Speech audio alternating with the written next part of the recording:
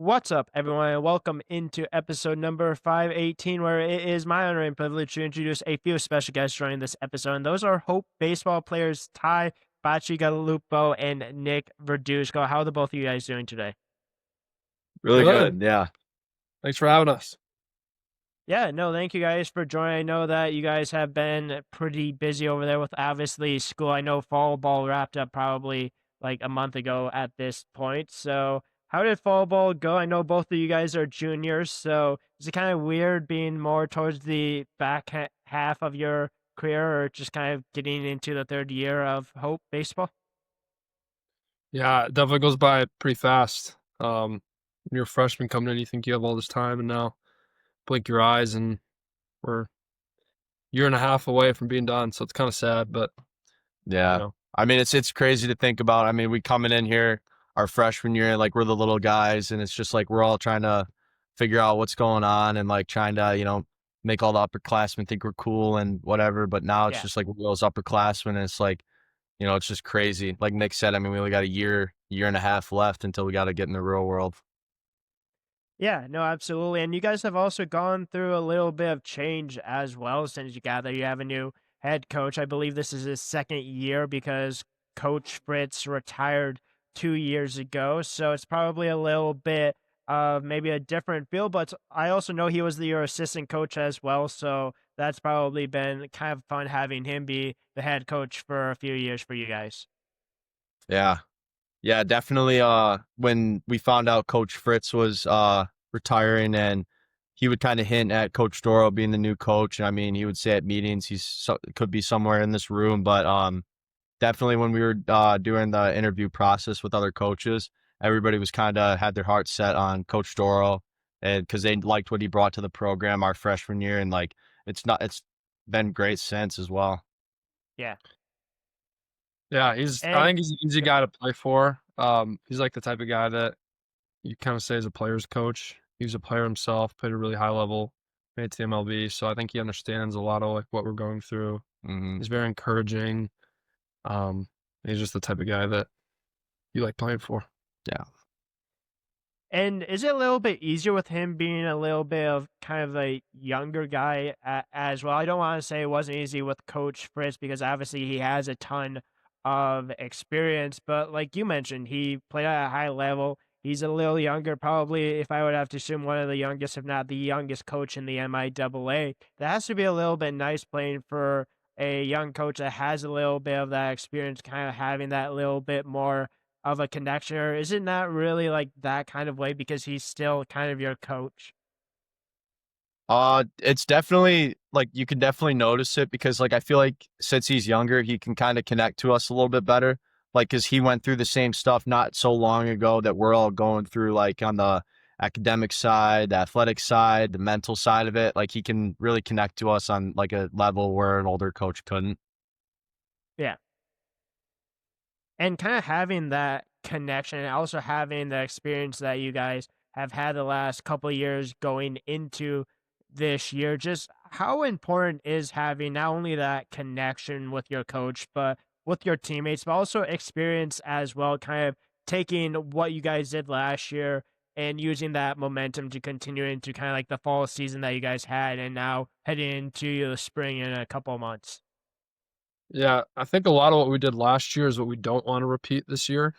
Um, we did not meet the expectations that Hope has for the baseball program, and I think the Yeah. expectations that we just have, like as players, um, like we just didn't think it was good enough, and it wasn't as fun as it should have been. So honestly, I think a lot of that motivated us. Like we don't want this to happen again. Obviously, last year was tough. I mean, like you said, we had some transition, but I mean, we have a lot of talent, a lot of guys coming back. So I think we kind of used last year as like some motivation to work hard and get ready to go for the spring and turn things around a little bit. Hmm.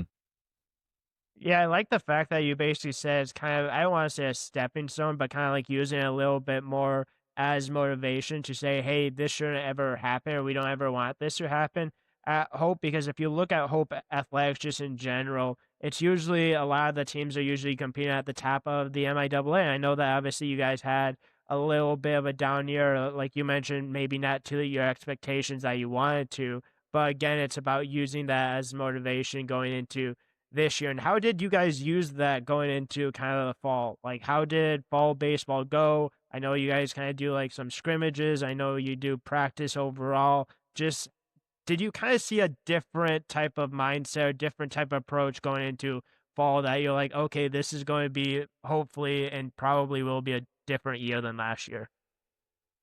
Yeah, I mean, we definitely focused on from a team perspective, like everybody coming together and being able to like play each other or play for each other early Yeah. on instead of, waiting to get to know everybody halfway through the fall. But we did a really good job on like everybody getting to know each other, love on each other throughout the entire fall. And you could kind of tell that it was a different kind of energy that we brought this year compared to last year. I mean, guys were Okay. playing free and smooth and like we were throwing good like live at bats together. I mean, we were all competing really hard, but at the end of the day, we were all loving on each other at the same time. Yeah, and I feel like that's kind of the important distinction that truly needs to happen is obviously like enjoying the process, but also competing against each other as well. Because overall, like you guys want to have a successful season, but you also want to have people in front of you. You also want to have people like behind you that are truly like pushing you to get better. Because if they're not pushing you to get better, then there's the whole idea of feeling comfortable. And if you're feeling comfortable and you're winning, obviously that's a great thing. But you also don't want to feel comfortable because then you're probably not feeling like you're getting any better. 100%. So, did you guys like ever imagine playing college baseball? Like, did you ever imagine going to Hope College, west side of Michigan? Did you even know about Hope College before even like considering playing college baseball? So I've been in baseball my whole life. My dad played baseball at Notre Dame, then played in the pros a little bit. Okay. Um, so it's kind of been a part of me since I can remember. I've always played baseball. Um, Yeah. so yeah, it was always a goal of mine, especially when I got older, got into high school and grew. And I wasn't really that good when I was little, but once I got to high school, I kind of grew into my body, started getting bigger, stronger, worked harder. Um, and I actually had spent my first year and a half at Ashland University, which is in Ohio. Okay. Um, and then I made the switch here last spring. Um, my sister had gone here; she was a graduate here, and I just knew a lot of people. Being from Kalamazoo, I knew a lot of people in West Yeah. Michigan who loved Hope. So it was not a very hard decision for me to come to this place. I've loved it so far. So Yeah, I mean, I swam for most of my life along with baseball. And I mean, always knew I loved playing baseball more, and I knew that's what I wanted to do in college. About probably like my sophomore year of high school. You got more serious about like the recruiting process and everything, but I mean, I think Hope Yeah. took a good chance on me and stuff, and I mean, I don't regret coming here at all. I mean, I've gotten to love every single aspect of it. The school itself, academic side is tough, but I mean, it's pushed you to be better, and then just like the team just overall. I mean, it's been a great group of guys I've gotten to know for the last 3 years now, and it's just been great so far. Yeah, no, that's great to hear that you're obviously both enjoying it, but you're both ending up in the same place, just different ways of ending up at Hope. And just, I want to kind of go into that a little bit more. Like, how different is it going from like the high school recruiting process to Hope? Like you went through Ty, and then Nick, on your end, you end up transferring into Hope. Just like how different is the kind of like that process, kind of understanding like dealing with like a new team kind of like a couple years into your career while Ty has been kind of at Hope for 3 years, kind of experiencing the culture there. That has to be a little bit of a different experience, even though you guys are in the same place now. yeah, I think for me it was pretty tough right away. Um, like I came in here mid year and didn't really know anyone at all. I had a teammate Brendan Collins who I played high school with, and he's on the team. Okay. Um, so but it was definitely really hard for me because like I said, I was just kind of thrown in here out of nowhere. But I think everyone was really welcoming and made that transition a lot easier for me. Um, and I feel like I fit in well with these guys, and that's definitely made it a lot easier because I mean, you get to college baseball and the baseball gets a lot harder and life gets a little bit harder. Yeah. So you gotta value like your teammates and friendships and all that stuff is really what pushes you through some of those tough days that you have. Yeah. I mean, just coming into it, it was kind of eye-opening just to see how competitive it was. I mean, freshman year, I mean, it was a challenging team to make. And I mean, Yeah. it's just kind of pushed me to work harder like than I ever have before in high school, you know, lift more, hit more, like just work on fundamentals more. Um, but no, I mean, it's been a grind, but I mean, it's been very rewarding. And it's just like you feel accomplished at the end of the day, I'd say. Exactly, and that's the one thing about, like, specific college sports is not everyone's gonna make, like, the team. Like, they get, like, invited to, like, the team, obviously, like, D3, there's not really kind of athletic scholarships, but, like, how stressful is that situation? Like, deciding to go to a school, play baseball, but you're not necessarily guaranteed to even be on the team. I know that you mentioned, Ty, like, it wasn't a really easy tryout. Like it was like stressful. Like that has to be a little bit of more stress on you kind of going through that situation when you're even being a freshman in college, which is stressful in itself. Yeah, I mean, it was definitely scary and like it was hard to get caught up in like, you know, it was hard to not think about it all the time because you kind of went through practice like, oh, if I make a mistake, like it could be the determining factor. Like if I don't have a good week, then you know, it wasn't.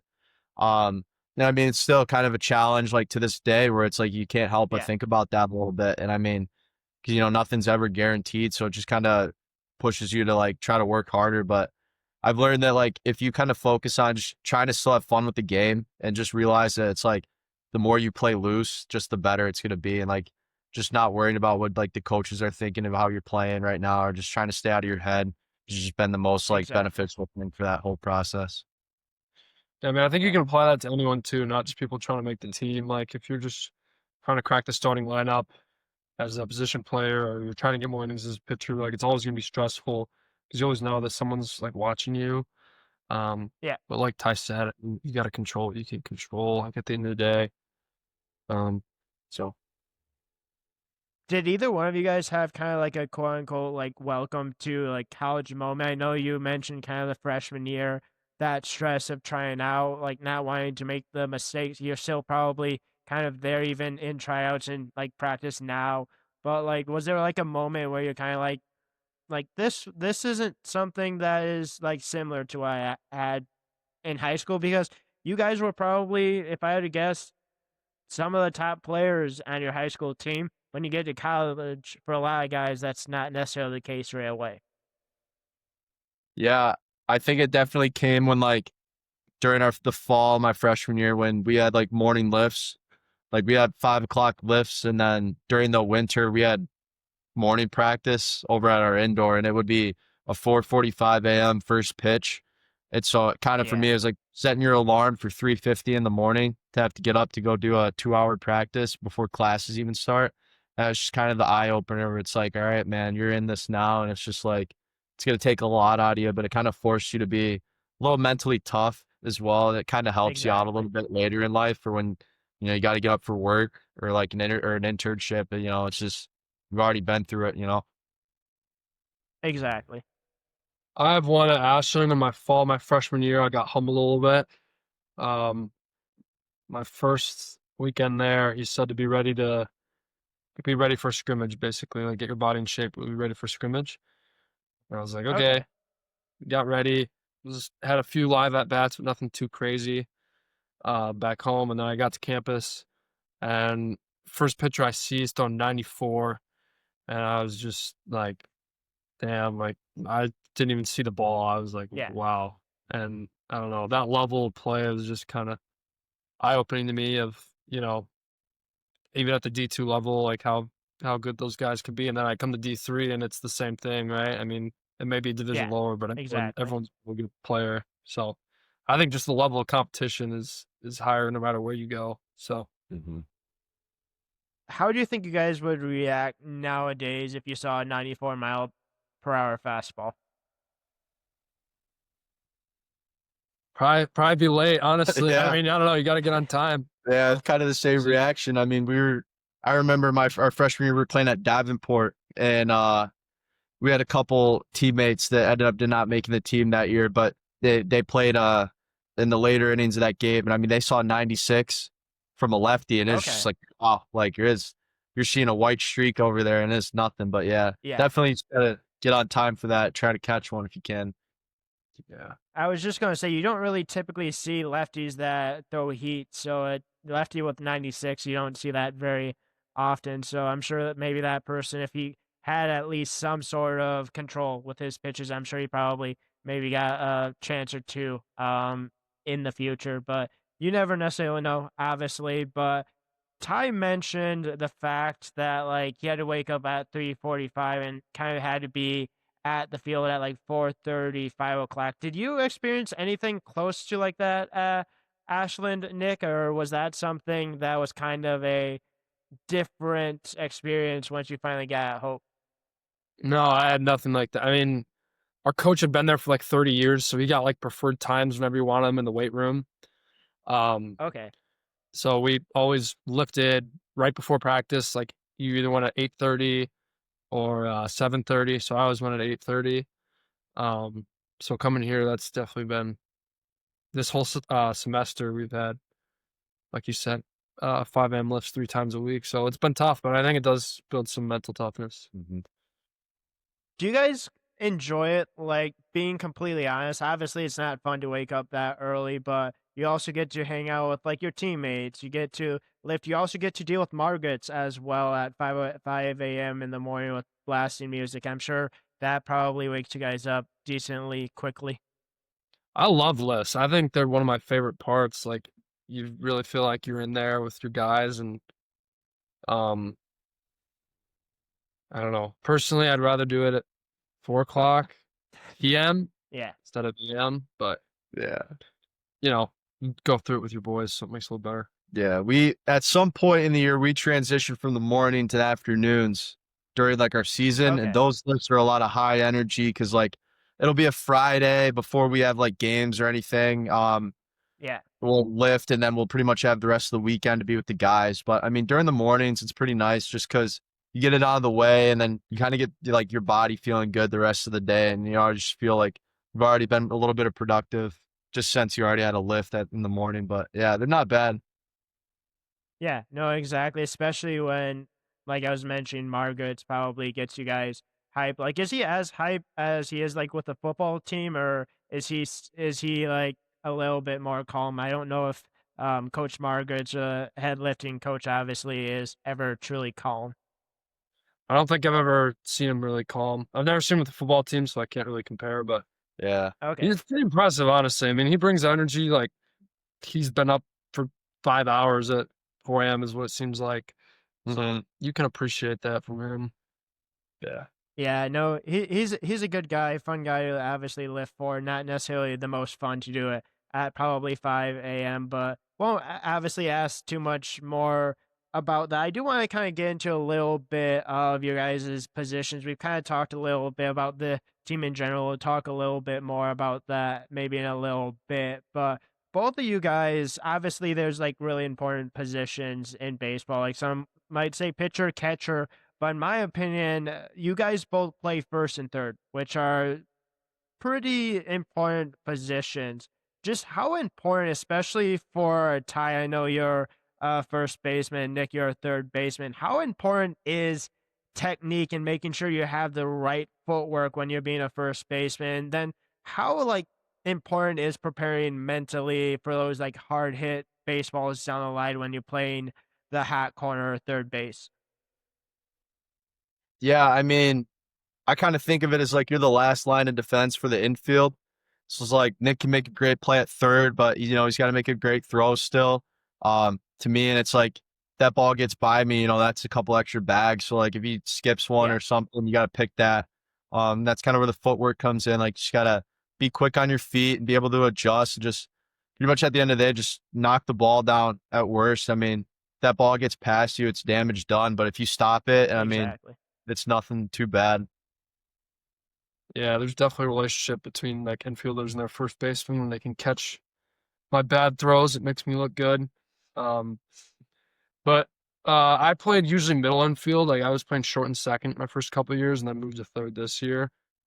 Okay. Uh, so there's definitely a little bit less reaction time there. You gotta be ready, and we have some big righties, strong dudes. So can't blink when there's a hard hit ball, especially when they smoke it right at you, pull side. You got to be ready to go. Yeah.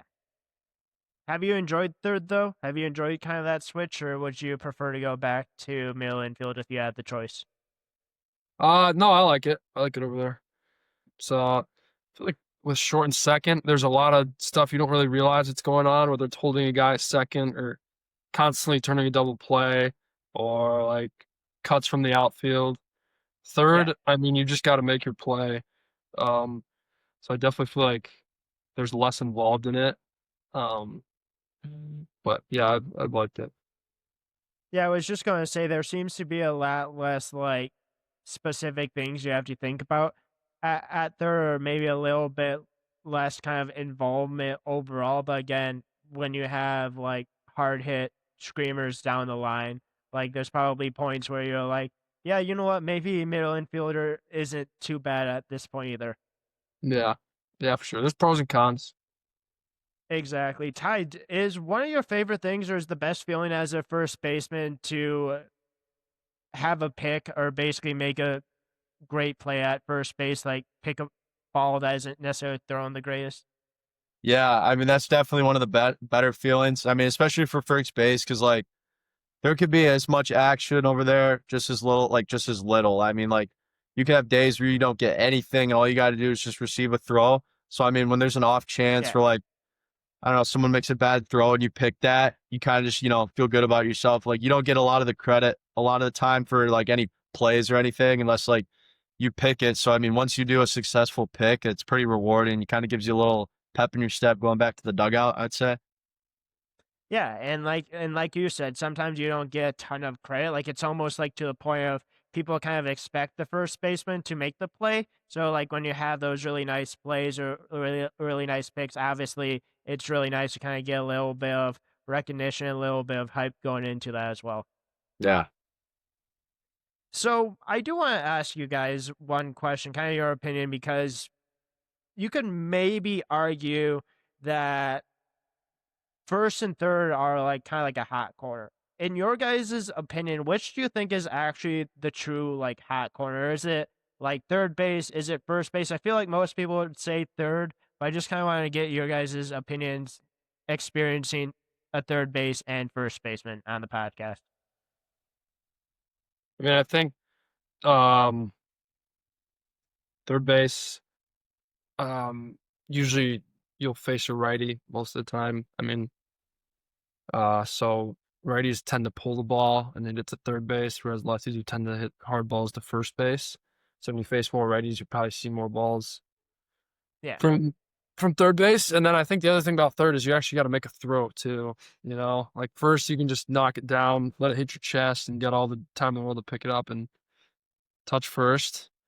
So Yeah, no, I mean it like you said, it depends on the hitter. I mean, we've got a couple lefties that could really pull the hell out of the ball. I mean, I've been in a couple situations where I've been holding the guy on and I get like a little half step off the bag and I already got a ball coming at me. But yeah, no, definitely I'll give third some credit because the throw, I mean, it's a tough throw to make. I mean, it's the farthest throw across the diamond, but Yeah. yeah, just being able to knock it down, just make the play. It's really all that matters. Yeah, you have to have a pretty strong arm at third base to make that throw across the diamond as well. So I do want to kind of also propose the idea. How do you think you guys would do if you switched positions? Like if Ty, if you went to third base and Nick went to first base, do you think you'd be able to do it, or would it end pretty poorly? well, I actually know the answer because I played there a little bit in summer ball this past year, and it was honestly I used someone else's first base glove, and it was a little bit felt a little weird, but that's just an excuse.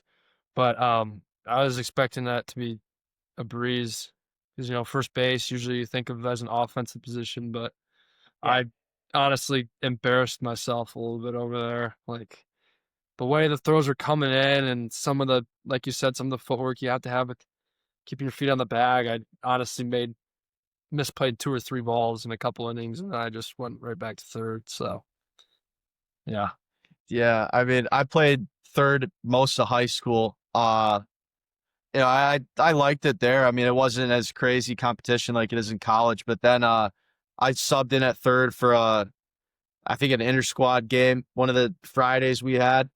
Didn't really get any big really hits. I mean, I had a couple, but made a good play. But definitely, it's nerve wracking over there because you never know when that ball is just gonna get pulled right down that line. But yeah, I mean, I'm definitely not as agile as Nick or anything as smooth. So I think pretty sure one of our assistants or Doro said there was pretty significant decline in smoothness over there when I was there compared to him. So yeah, I definitely would not want to leave first. Hey, as long as you get the job done, that's the most important though thing, right? Yeah, yeah. Awesome. So obviously we've talked a little bit about the team. We've talked a little bit about coaching. We talked a little bit about third base. Kind of want to go back to the team real quick in general because obviously you talked about the importance of like coming together, competing, wanting to have a different year this year than last year. What are some things that are standing out about this team, standing about just hope in general that truly makes it like a special team that you guys have those expectations of not only having a great season, but also competing every single year? And just what does it mean to play for Hope College in general? I think one of the biggest things this year has just been our time outside of baseball.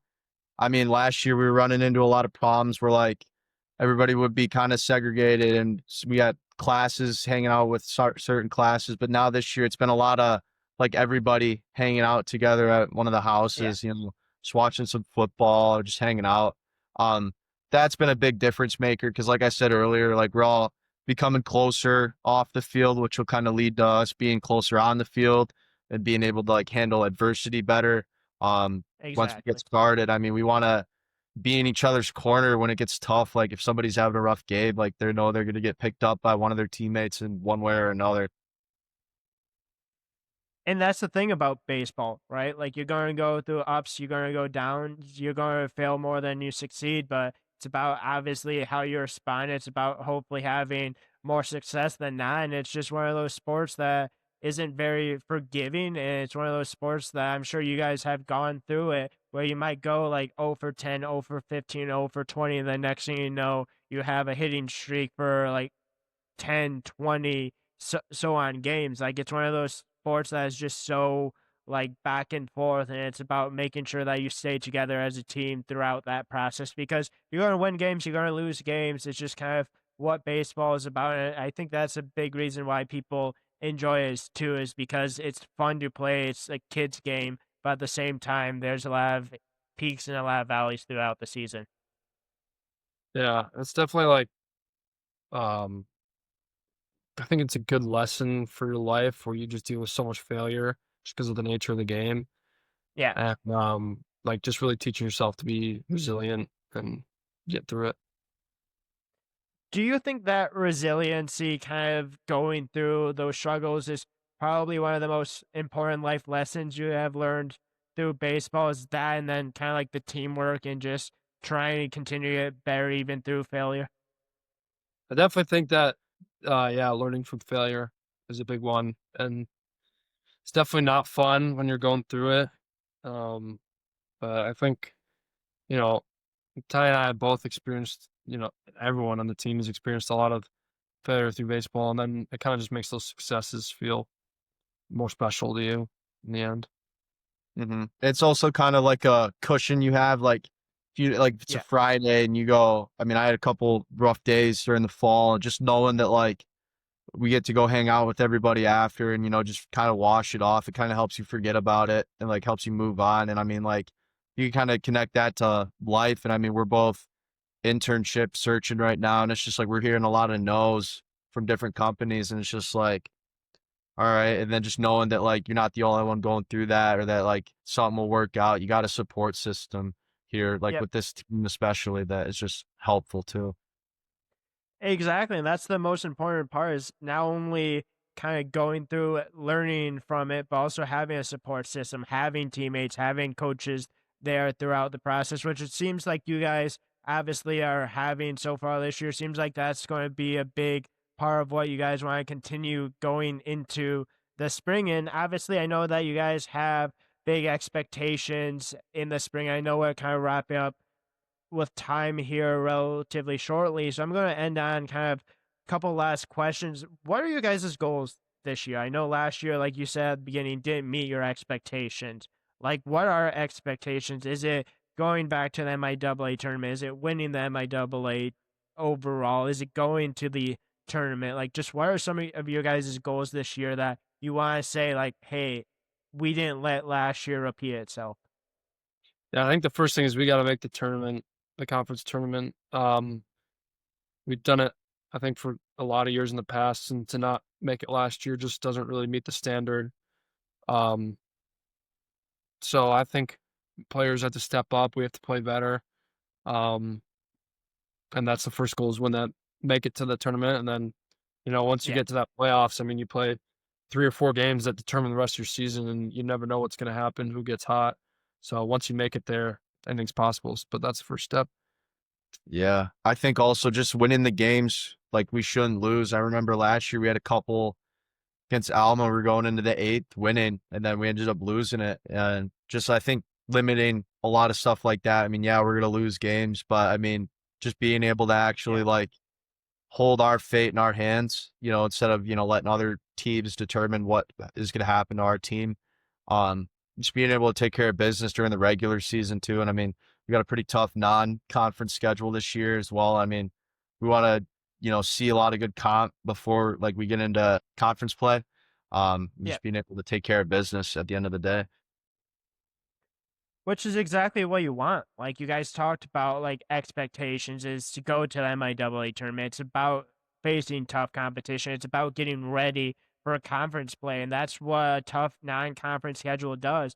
Is it might lead to maybe some results that you don't necessarily want early on, but it's going to push you. It's going to get you guys better. And even if you do get the results you want early on, that's momentum builder. And I know that's something that you guys have talked a lot about is building momentum and not letting last year be a basically repeat itself. And I know that obviously having kind of those goals, those expectations to get back to where you guys are typically playing in is obviously a really good thing. And I'm sure it's probably something that you guys take pride in is having those expectations. It's not like it's a burden. It's more of like, hey, a lot of teams did this in the past. Now we have to do this again. So obviously, I know I said that we have to get going here shortly. So, going to finish on two last questions. What does it feel like to represent Hope College every time you go out there and play? To like wear the either gray, orange, blue, like Hope uniform? Like, how cool is it a feeling knowing that you're representing your school every time you step on the field? Yeah, I think it's pretty cool. I mean, Ty's had more experience here than I have, but it's a special place. And I think a lot of people have a really good opinion of Hope. Our rivals definitely don't like us, which I think Yeah, whenever you're not liked, that says something about, you know, who you are, not in a bad way necessarily, but um yeah, I think it's important. It's something that Coach Doral talks about a lot is like representing something more than just yourself and even representing something more than the team, the university, the college, I should say, as a whole. So university, right? Yeah. But I mean, it just feels good like wearing the jerseys because like you know how many people have put that jersey on before you, and just being able to yeah. carry the Hope name and like wear it on the front of your jersey. It's just kind of strong, and like, seeing Boovie packed on a Saturday, and if it's a Oh, yeah. rare, nice spring day, I mean, no better feeling than seeing everybody there. I mean, it's a small school, so it's like, professors are taking their kids out to the diamond, your friends, different Exactly. sports teams are all filling the stands. Like, they're trying to root us on, because we give them all the support during their seasons. Just a good feeling though, seeing everybody out there all the time. Exactly, especially when you guys go up against Kelvin. I know that Nick mentioned rivalry. Like Hope Kelvin. If you're talking about rivalry in the west side of Michigan, in my opinion, one of the best in the state for a small school. Like, there's nothing better than Hope versus Kelvin. I'm sure that you guys have experienced that a little bit of kind of obviously what that game means, but also I'm sure probably things get ramped up a little bit more when you guys are going up against Kelvin. I'm sure there's maybe a little bit chirping, possibly back and forth, if I would have to guess. Obviously, that's just what rivalries are for, though, right? Mhm. Yeah, we were hearing it from when we played that at LMCU last year. We were hearing it from behind us pretty much most of the day during the dugout. I'm pretty sure from their lacrosse team. So yeah, Yeah. it was a long night. Yeah. But hey, if you get the better of them, that's all that matters at that point, right? Yeah, It's a goal. We owe 'em. Exactly. I was just gonna say we owe him from last year. Owe him a sweep. Exactly. hmm Yeah. Hopefully, you guys do that this year. I'll kind of wrap up with one last question, though.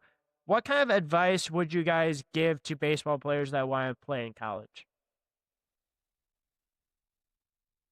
just it's more than baseball. I mean, when you go to college ball, I mean, yeah, it's a huge part of it, but like, it's not all about baseball. Like, it's about the relationships you build with the guys on the team. It's about memories you make in the locker room or at practice or at lifts. I mean, it's like it doesn't matter if you play or don't play. You find Yeah. a role and just do good at that role, whether it's being a dugout guy or a guy that starts all get every single game.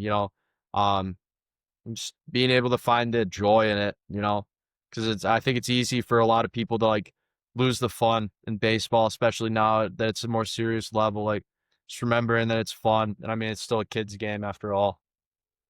Exactly. Mine would just be to like it might be cliche, but just keep going. If you play this game long enough, you're gonna know how it can beat you down and probably doubt yourself a little bit when you play at this next level. But don't let anyone tell you you're not good enough. Keep going, get through it, and you're gonna be better for it. Don't give up. Yeah, absolutely. And I think those are two great pieces of advice. It definitely seems like you guys are not only using that advice, but also really looking forward to the season. One thing I always say to anyone that ever joins is if you ever want to come back on, you're more than welcome to do so. No pressure at all to do so. But I also want to say, one, thank you again both for joining. It's been a ton of fun, but also two, good luck this year. I know that you guys have big expectations. I hope you achieve them. I hope you guys get back to the MIAA tournament. Hope both of you have a great year in both as well as the team. Thank you so much. Thank you. Thanks for having us. Absolutely. And that is a wrap to episode number 518. Thank you again to Ty and Nick for joining, and tune in to the next episode.